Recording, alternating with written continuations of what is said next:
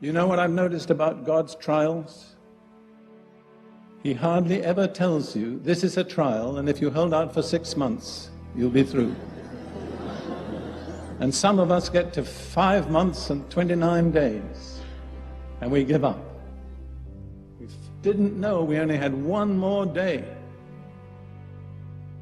Never give up. There's no precedent in the Bible for giving up. God determines how long the test will last, not we.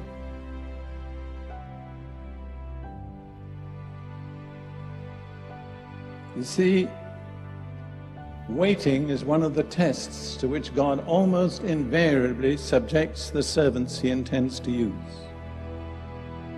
I'll give you just a little list. Abraham. You're going to have a son who will be the head of a nation that will be unique in the earth. How long did he have to wait? 25 years.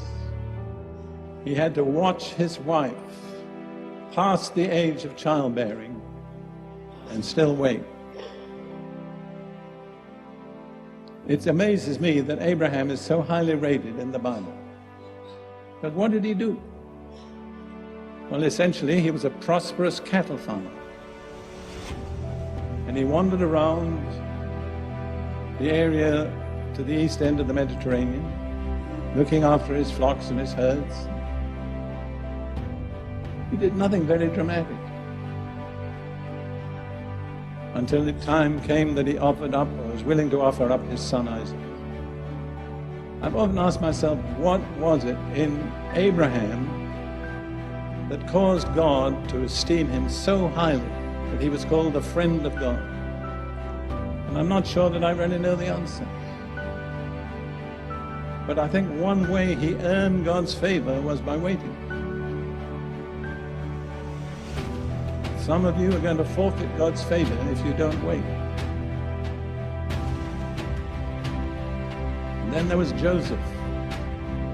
I love the passage in Psalm 105 that speaks about Joseph. I think I can identify with this to some extent from my own experience.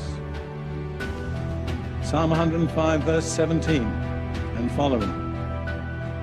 God sent a man before them, Joseph, who was sold as a slave.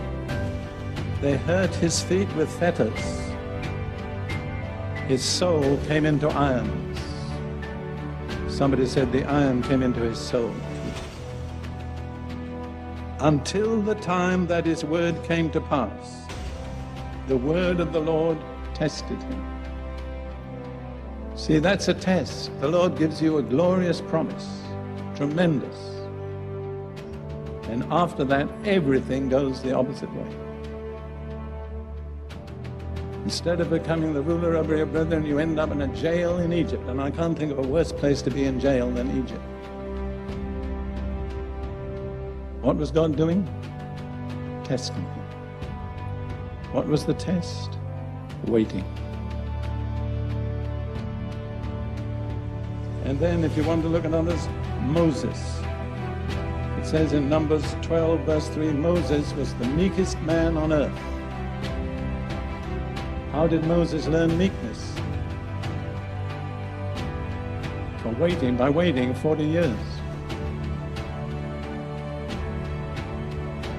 Somebody asked another preacher friend of mine, why did God keep Moses waiting 40 years? And the answer was because he couldn't do it in 39. God will not finish until the test is complete.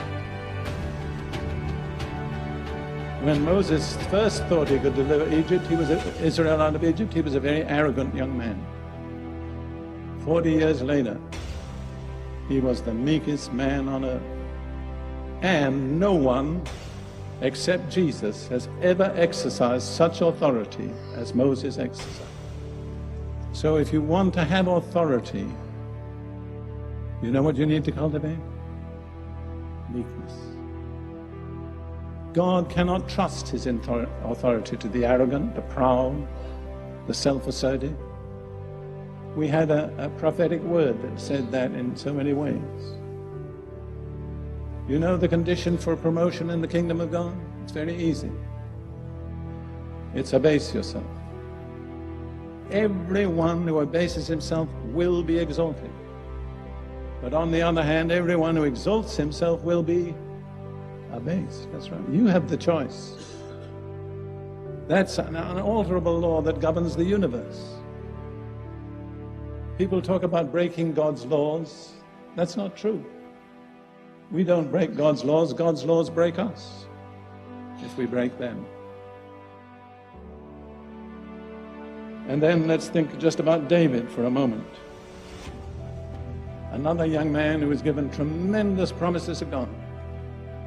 And he spent the next, I don't know how many years, I think probably about 15 years, living, as he said himself, like a dead dog or a partridge on the mountains, running away from the man whom he was to succeed as king. Why does God permit that? In fact, why does God ordain that? What is he looking for? In one word. I didn't hear you. Endurance, that's right.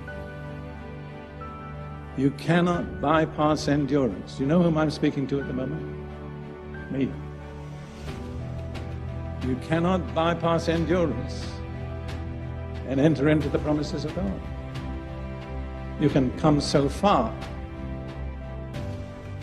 The completeness is only through endurance. And just when it seems impossible to hold out, that's the time to hold out. Don't give in. I would like to say that to several of you individually. You're in the test. You're doing all right. Just hang in there. Don't back out. Don't give up. God is faithful. I've been asked sometimes if I had a message to leave for posterity, what would it be? I always say I can give it to you in 3 words. God is faithful.